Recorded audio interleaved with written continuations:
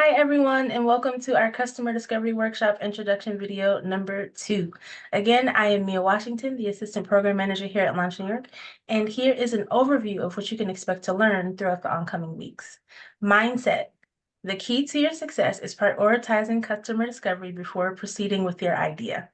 Developing a hypothesis and questions, finding people to interview, documenting your interviews in a spreadsheet, and how and when you'll summarize those learnings during short check-in meetings after every 15 interviews you conduct.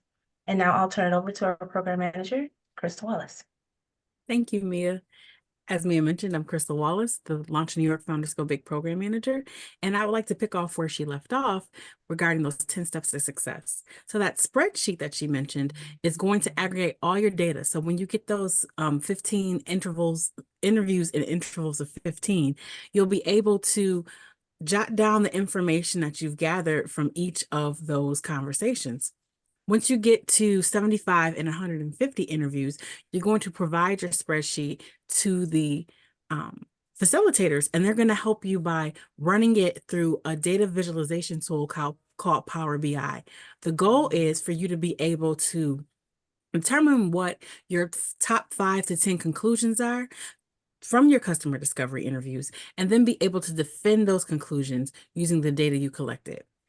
After that 150th interview, or give or take a few, you'll be able to actually graduate. And that is the next step to helping you prepare your documents for the actual funding process. And so the workshop will help you to clearly explain your value proposition and customer segmentation criteria to potential investors that also include Launch New York. And all we're trying to do is help you to increase the likelihood of successful fundraising. With that, I would love to turn over the rest of the webinar to our workshop facilitators, Don Delaria and Crystal Callahan.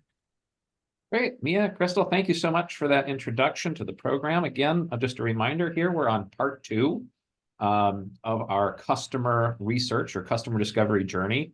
Part 2 we call the interview process. So that's where we'll be focusing all of our attention today.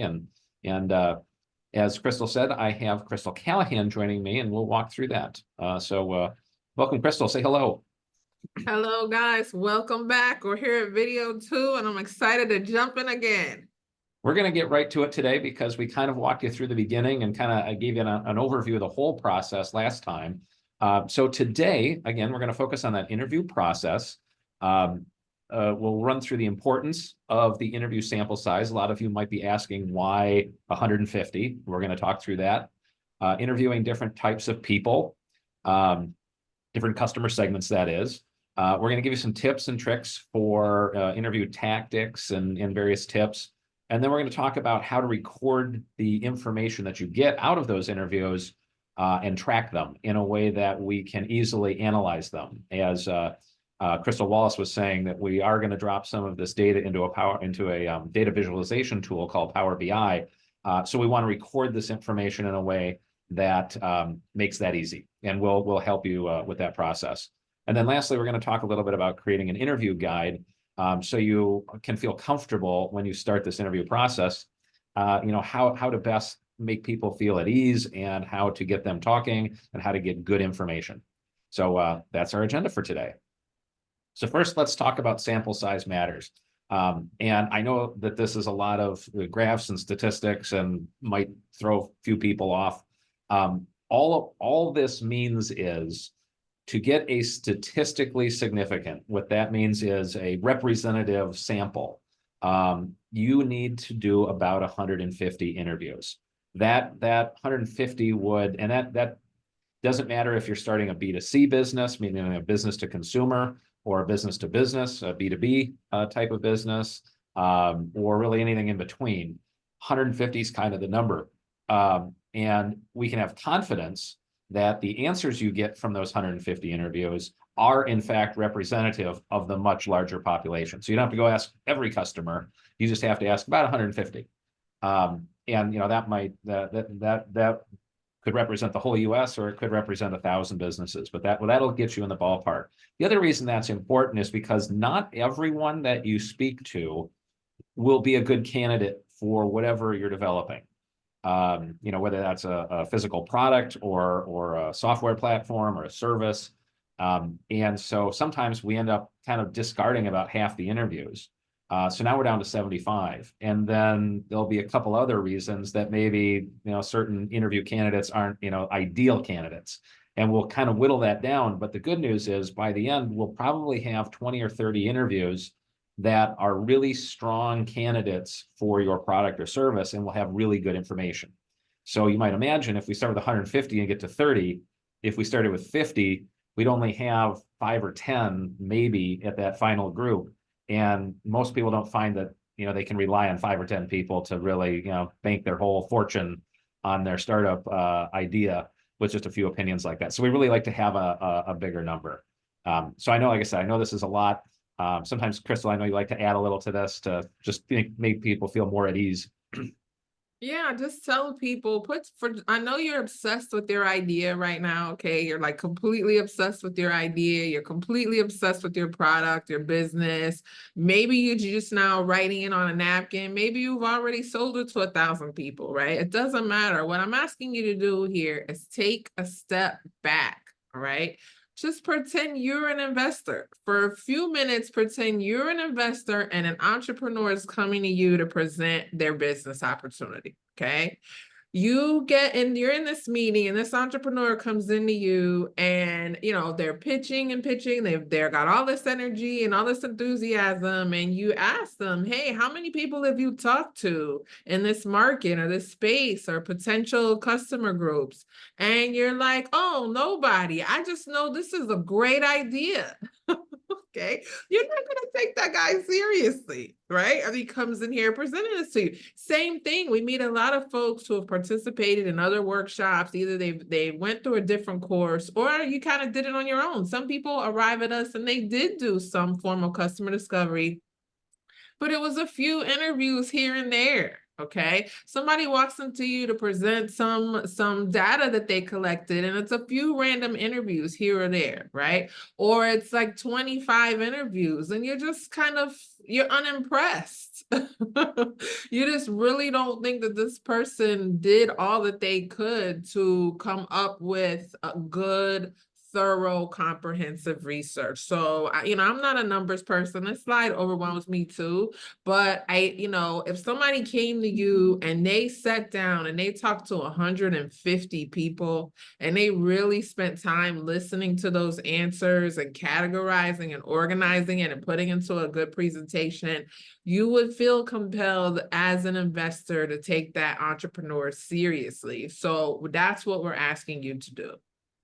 Excellent. Yeah, great commentary. Yeah, as an investor, we hear a lot of pitches from people that just like, well, I had that problem, so I developed a solution and everyone's going to like it. Well, that's pretty easy for an investor because they hear 100 of those pitches a day. You will really differentiate yourself if you say, well, I have all this experience, I developed this product, but before I went to try and sell it, I asked 150 other people what they thought.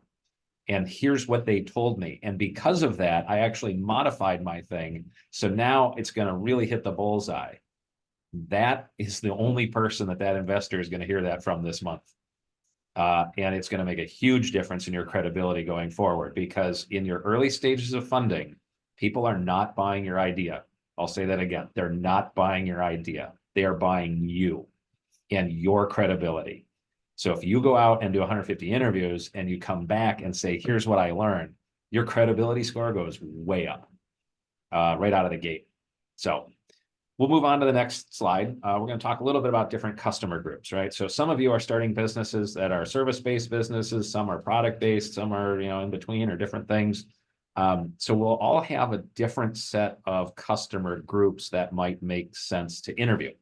So for the purposes of this webinar, we've got an example, the fictional Coffee Maker 2000, right? Maybe you can imagine that it's a coffee maker, and they're going to sell it to coffee shops, right? Think Starbucks or Dunkin' Donuts or Tim Hortons or whatever. And you might want to interview the people that, are the owners of those types of stores, right? They own the Tim Hortons, or they own the Starbucks, right? They might be the actual buyer or owner. You might want to interview the influencers, the people that work in that store that are going to be operating that machine on a daily basis. What do they like and not like about their current machines that they might be using? And then you might also want to interview the customer, right, who is consuming the product at the end.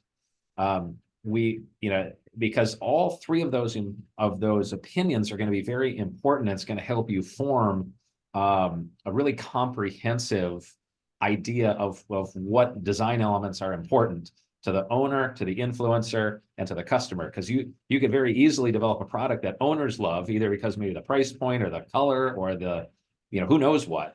But the people that have to use it day to day are like, this doesn't work.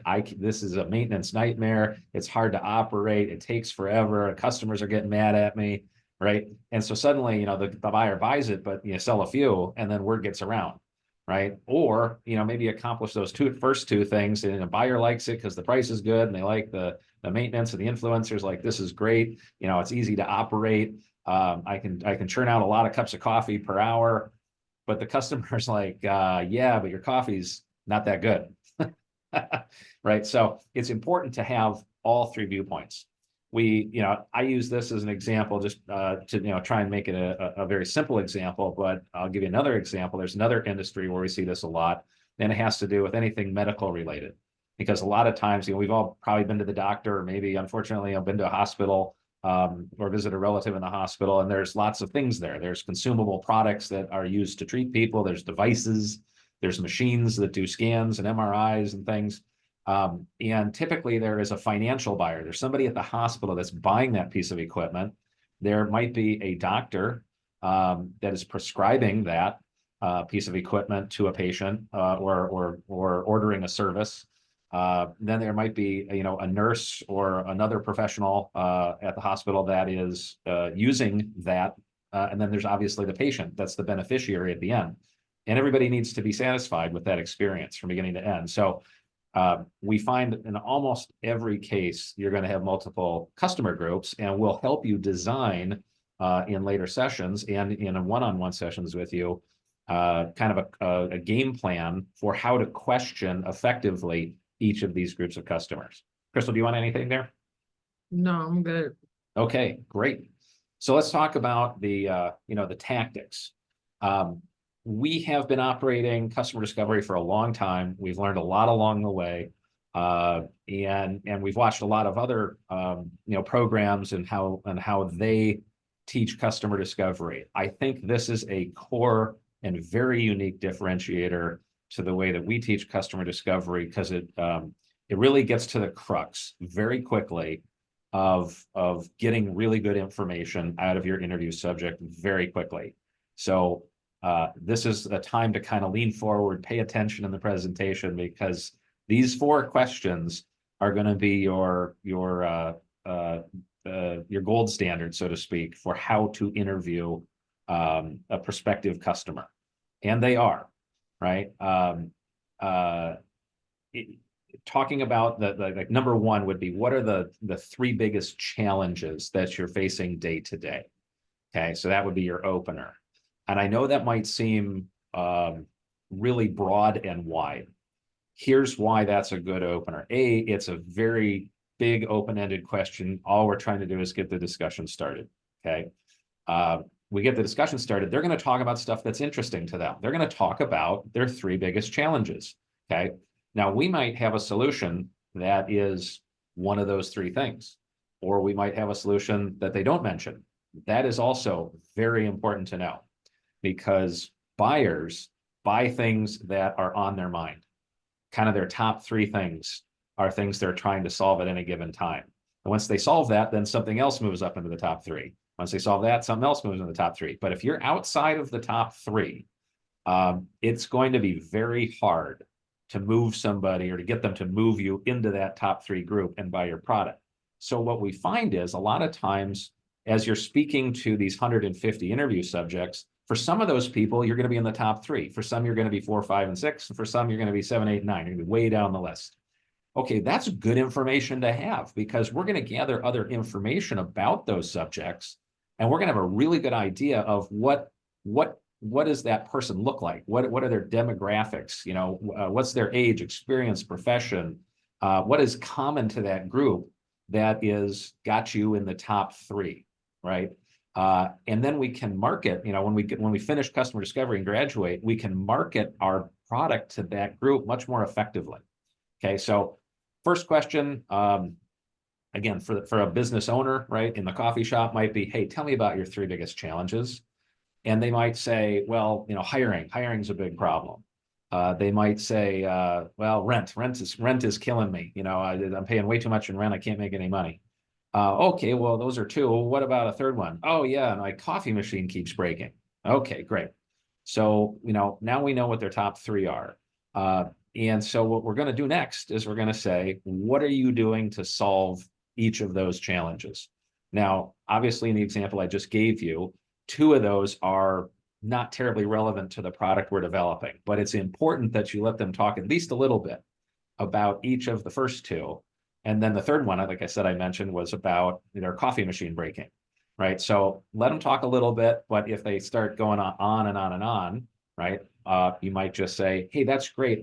You know, is there any chance we can move to number 2, right? Is there any chance we can move to number 3? Okay, so then they get to number 3. Now you're gonna really milk that one, right? Because their coffee machine is breaking all the time. You're gonna say, well, what are you doing to solve that? And maybe they say, well, you know, I got to have somebody, you know, a mechanic in here virtually all the time. Okay, well, is that working for you, right? That's number 3. Is that working? And they're going to tell you, well, the mechanic's here all the time. It's costing me a ton of money. It's a hassle. I got to call them. I got to meet them out here. And then I got to pay their invoices. It's just, it's a major hassle. Okay, so that's probably not working for you. Well, have you tried anything else? Right? That's another version of, you know, is that working? And then you ask them why or why not, right? So kind of in order, what are your top 3 challenges? What are you doing to solve it? Is that working and why? You ask those 4 questions in that order and you will have phenomenal interviews. Okay. And what we're doing here in the spreadsheet is we're kind of laying out how you might record that. So the bottom half of this graphic shows you, okay, you're going to record, well, whatever they said in challenge 1, whatever they said in challenge 2, whatever they said in challenge 3, and then you're going to make some more columns and you're going to say, okay, here's the solution to challenge 1, here's the solution to challenge 2, et cetera. And you're going to kind of work your way across the columns. You can record this in notes and then later on transpose it into a spreadsheet. But the important thing is, you know, get the information down. This will work wonders for you. So why don't I leave it to Crystal if she wants to add anything. Yeah, I mean, it's just gonna come down to how well do you know your market? Okay, that's what investors are thinking in the back of their head. They're probably not saying it to you, but this kind of work helps you prove out that you've taught yourself basically to become an expert in your field. Okay, it's one thing to say I'm an expert at this, I know this market, I know this space. It's another thing to have done this kind of homework, right? This is the way that you prove out beyond a doubt that you have done your homework on this industry and space. Whatever industry you're tackling, whatever space you're tackling, this is the way to demonstrate that you have listened to the market, you've done your homework, you've done your due diligence, you've done your research. And by listening objectively and not trying to sell anybody on anything, right? By you just posing these questions to people and listening to what they have to say and documenting it, that it's going to help you prove that you're on the right track with what you've developed or quickly discover that you are on the wrong track with what you've discovered. Yeah, that's an excellent point, Crystal. Our goal of customer discovery is not to validate this idea. It's to teach you how to evaluate an idea. And success is measured in how quickly you can determine whether it's viable or not viable. So that's our definition of success. Now, obviously, a lot of our founders come and say, well, I want to validate that my idea is a good idea. Well, I don't know if it is or not, but we're going to go find out. We're going to go find out quickly for very little time and very little money. And if it's not, if we're not hearing it from the market, Now you have all that more time and you have all that more money left in your bank account to try your next idea versus try this idea and fail at it and spend tons of time and tons of money and then not have any money for the next one, right? So that's what we're trying to save here. And that's really our definition of success for the program, is to teach you how to do this. Because again, we mentioned this in part one. We want to teach you how to do this because you're going to be doing it over and over and over again every time you iterate. So that's super valuable. Okay, we'll move on to interview tips. So I'm a big proponent of the DISC profile, which is kind of a personality. Some of you might have heard of the Myers-Briggs or DISC. It describes different types of personality types. And I think we all can probably relate to, the CEO is typically a charge the hill, a take no prisoners, they just go. They go off in a direction. And it doesn't seem like they have a lot of data or what. They just have a vision for what they know can be, and they go pursue it. Then you have another group of people, are typically salespeople. They're very relational. They love talking to people, but they hate spreadsheets. They hate data. They'd rather just hang out with their friends all the time and talk. And they get a lot of satisfaction from relating to people in a very personal way. Then you have another group of people that are most commonly associated with, like, nurses, right? They're very caring individuals. They like to have lots of information. They like to really be thoughtful before making decisions. They're kind of the opposite of the CEO type. They're not any more or less important. I want to make that super clear, but they're kind of an opposite. And because of that, when they do make a decision, it's usually extremely well informed. And then you have another group of people, which is kind of opposite the salespeople, that are the accountants. They're very much data driven, but they might not relate to people very well, but they're great with numbers. They're great with spreadsheets and everything like that. And what we find, the reason I kind of set that up this way is because we all are different. And some of us are kind of combinations of each of those things in our own natural style. And we're obviously talking to people that have their own natural style. And so it's important to recognize that we all speak a little bit differently in how we relate to one another, and numbers and people, and how we make decisions. So that's something to be cognizant of. But also, a lot of times we find founders that are in that engineering or in that kind of data-driven mindset, and the idea of talking to another individual for 30 minutes uninterrupted scares the daylights out of them. Okay. And so what I'm here to say is, you're not going to be that good at it when you start, but I promise you, after 150, you're going to be darn good at it. And I don't want you to think you can't do this. You can do this. The first few are going to be a little bit rough. You'll get better at it. Embrace the fact that it's going to be imperfect when you start, and you're going to fumble some interviews.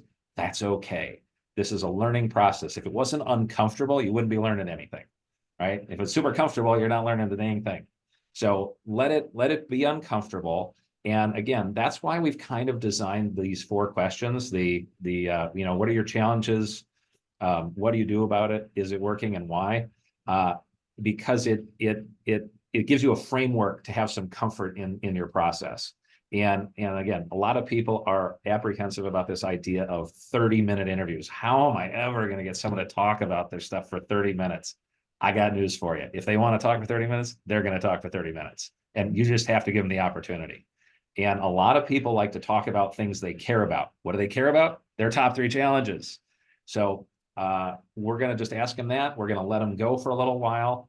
Obviously, we're going to spend some time corralling them. We don't need them to go off on a subject or a topic that's of no use to us, but we're going to let them go a little ways down that path just to keep them engaged. But then we're going to bring them back to maybe something else that they mentioned that might be very relevant. So your goal really at the outset of an interview is to get them talking for 30 seconds. And if you can get them for 30 seconds, then your next goal is to get them talking for 2 minutes. And I promise you, once you go past 2 minutes, you're going to go to 30 really fast. There's not a lot of in between 2 minutes and 30 minutes, because if they want to talk, they're going to talk. I know, Crystal, you probably have some commentary here too. Yeah, I mean, what we're asking you to do, again, for the purposes of this exercise and this workshop, is to wear a different hat in your company, okay? You're not the boss, you're not the salesperson, you're not the head of marketing, you're not the CEO. You're the researcher, right? For this time period, when you're working on customer discovery, you are the researcher. You get to wear the research hat and you get to just be a student, a journalist, a reporter, an observer of people. What have they been doing long before they met you? Okay, what has been bothering them and keeping them up at night? It has nothing to do with what you might have to offer them.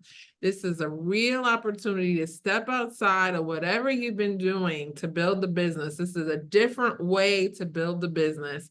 Being able to go around and talk to everyday people and figure out what their habits were, what their beliefs are, what their their way of operating has been, so that you can learn from them. This is an exercise to learn. And what you learn, if you really commit to learning and listening and hearing what they're saying and documenting it, will be a huge value and currency to your product, service, or business down the road. Yeah, thanks, Crystal. Good advice. Very valuable. So let's move on to tracking interviews. So one of the things we're going to want to do when we interview people is get some basic information from them. We can either get that at the beginning of the interview or at the end of the interview, but we do want to get it. And it's going to be unique to each company, what's important. For some businesses, somebody's age, their gender, their race, their education level, their employment status, kind of an income range, all of those things might be important. Again, it would be good to know, back to our earlier example of a coffee maker. Are you an owner? Are you an employee of this business, or are you a customer? Right? We want to know all those things, because when we go to record this data, we're basically going to have one line of information for each interview that we conduct. Here you see at the bottom, we've got Jane. She's the CEO. She's 21 years old. And then we just have a little a box for her top 3 or 4 challenges. We have columns beyond that for her solutions. Maybe she might even have multiple solutions. You see kind of solution 1A, 2A, 3A, 4A, but then you have a 4B and a 4C. All right, so they might have multiple solutions to each challenge. So we've kind of created columns to capture all those solutions, and then beyond that, okay, were those working? I'm not going to get into it here today, but we will individually, how we convert kind of that raw data that you're entering in there. And you're just reading kind of like a textual, a few sentences probably for each. We're going to go through and group those into groups with some additional columns. We'll walk you through that in a one-on-one session, but then those groupings will help us really get some incredible insight from these data visualization tools. So the other kind of tips on this are we want you to keep kind of freehand notes as it relates to numerical answers. We want to try and keep the data very consistent. Like, how old are you? We want 10, 20, 30, just enter it as a number, 20, 20. Sometimes what we find people will do is they'll enter, people give a range and they'll say between 20 and 30. And so they'll write in the box 20-30. The data visualization tool doesn't really do a great job with that. So what I would recommend is you just type in 25, right? Just call it an average. And if we keep the data consistent, again, we'll walk you through the finer points of that. But the more consistent we can keep some of the easy data, the easier it will be for us to clean it up as we go to analyze it further. Crystal, do you have anything you want to add here? So what I want you to do is imagine over the years how many entrepreneurs we've talked to that never did any customer discovery at all, okay? And no slight to anybody. If you don't know it's something that you should do, you haven't been doing it. And some people launch successful businesses without customer discovery. They didn't know, they didn't have access to it. We get it. But you know, there were certain advantages that those people, we believe, could have capitalized on if they just had any clue that this might be a good thing for them to do for their business. So if you think about over the years, how many people we've met that just did zero customer discovery at all, and how many opportunities, small and medium or large, they might have missed because they didn't get a chance to do it. Okay. Now, when we're talking about documenting, I want you to think about over the years how many entrepreneurs we've met that actually did go out and meet with people and talk and interview and pick their brains and didn't write a single thing down. How much time and money and gas and energy did they spend actually conducting the interviews and not documenting, or documenting in a sloppy way, writing little notes on little papers, right? It's showing up with toilet paper and paper towels, or they've scribbled little notes.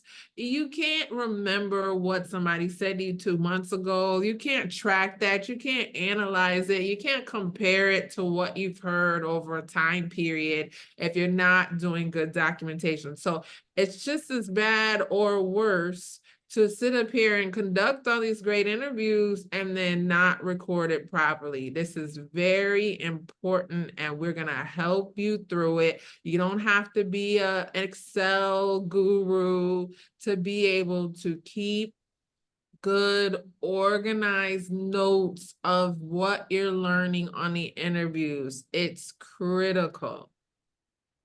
Yeah, agreed. And I want to, I don't want to miss an opportunity to Crystal, to ask you to expand a little bit on something that you brought up in other sessions. Unfortunately, I'm trying to blank on it now, but let me see if I can remember really quick. I know our oh, it was about customers, finding customers that won't buy my product. I know you maybe you want to elaborate a little bit on that. Yeah, this is a fine time to do it, guys, because one of the tricky things with this, once you start, like Don said, it's going to start out a little rocky. You're going to be making all the classic mistakes and falling into the normal pitfalls that all of us did. I did customer discovery when I was starting my startups. Don did customer discovery when he was starting his startups. Okay, you're going to make all the pitfalls. But as you start to get into it, another big thing that you're gonna see yourself, you know, going towards, and we're gonna try to pull you back, you're gonna only want to write down the customers that would buy your product. That's gonna be your favorite thing to do. You're gonna show up to meetings with us and say, Don, Crystal, I went out this week and I interviewed 25 people and I had a great week. They all loved my product. All of them? 100%? You don't say 100%? Yeah, right. And that's the thing, guys. And I just ask you, and again, we love your energy, we love your enthusiasm, we love your passion, we love your commitment. We don't know how many minutes or hours or weeks you've been thinking about doing this, okay?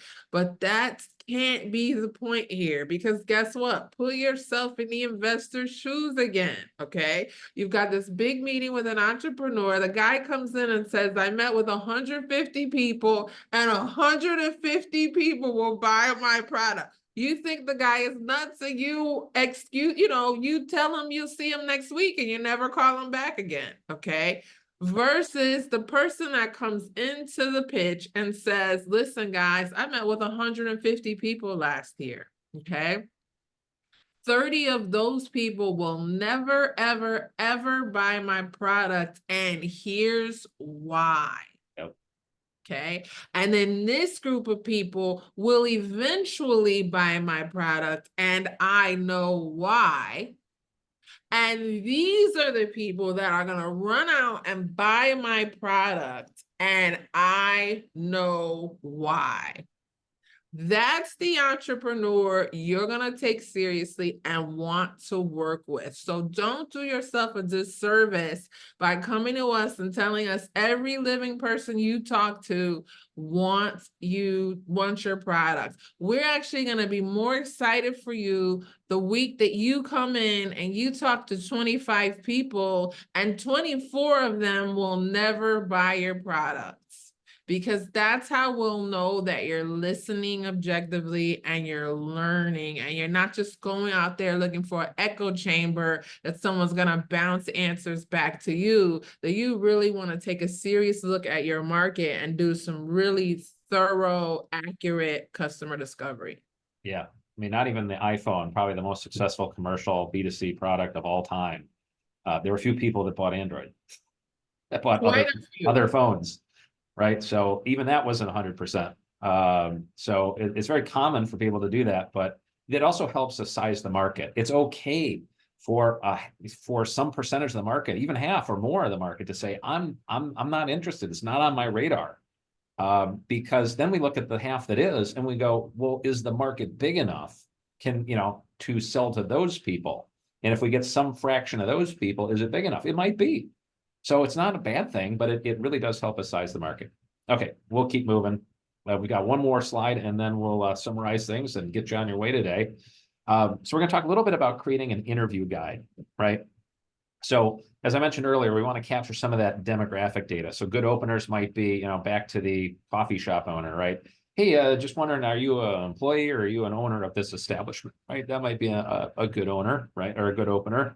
Well, how long have you owned the coffee shop, or how long have you worked here, right? Tell me about owning a coffee shop. What are some of your top 3 challenges? What's going well? What's not going well, right?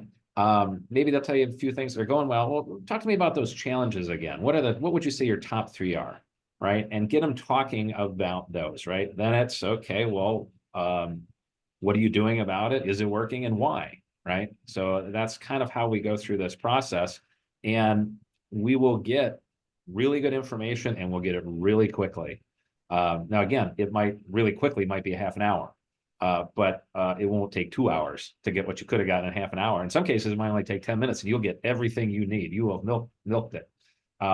Another reason that creating an interview guide is very important. We've seen this with a lot of clients that come through, and it's totally natural. It's totally fine. They say, well, let's say I got my coffee machine, right? And someone says, oh, well, my number 1 challenge is a coffee machine. They're like, that's great to hear. Goodbye. They hang up, and that's the end of the interview. And we're like, okay, well, that sounds like somebody that you could have got a lot more information from. But as soon as they hear the confirmation, they're like, they're just like, they're so excited. They're just like, great, I'm going to sell 1 million of them. I don't need anything more. Well, the reality is you do need more, right? So I would say, even if you do hear things that are very exciting to you, an interview guide can help you maintain your composure, keep the excitement bottled a little bit, and be objective, right? And okay, well, can't be working that well. Is everything working? Is at least some of that solution broken? And they might, you might find an opportunity. Even if your customer has good solutions to problems they're challenged with, you might find an opportunity to sell in another solution, because there's maybe some one little piece of the puzzle that they haven't addressed. And if you have that feature and the other guy doesn't, now suddenly you're in business. So again, having an interview guide is designed to structure your interview, put people at ease, put interview subjects at ease, more importantly, put you at ease, and help you really get as much information out of that interview as possible. If you fall into that first category, that the first couple of times out, and this is very common with the clients that we work with, first couple of times out, they get some positive answers, and they get maybe another piece or 2 of information, and then that's it. And that's why we do this iteratively in 15 interview increments. You could do 150 interviews the wrong way. If you do 15 the wrong way, or only get limited information, then we're able to help you. Okay, this is how you could have expanded on that interview and gotten some more, which we think might be valuable. And honestly, Crystal and I don't always have those answers until we get 30 or 40 interviews into the process, because we may not know a lot about your industry until you start bringing us data, and then suddenly we start seeing the patterns because we're objective, we're not doing the work. It's easy to come in and criticize. It's much harder when, I mean, even when we're doing it, we don't see it. But it's much easier to come in as objective and see where the interview could be even better if it was given a little bit more time, or if the questioning was structured a little bit differently, which is, again, that's why we do things iteratively. So Crystal, I'll let you kind of run us out here before we do our summary. Yeah, just to, put a fine point on this, this will be your homework for the meeting that we have, right? The next meeting, the meeting to follow, this part 2 is show up with the beginnings of your interview questions, right? What is your outline? What are you going to start with? What are you going to ask these people? This is going to be your homework. That's why we're spending so much time on helping you prepare this guide. We want to start to see your first strike at questions and outline, and we'll do some role play with you. You can pretend that Don and I are some of the first people you're going to interview, and we want to see kind of how you're going to walk them through the 5, 10, 15 minutes of getting the information that you're looking for from them. Indeed. And I also want to make the point too, I didn't make the last point on the slide, which is, record their information. The good news is if you get their email address or phone number, right, the last thing you say to them is, hey, if I have additional questions, would you mind if I call you back?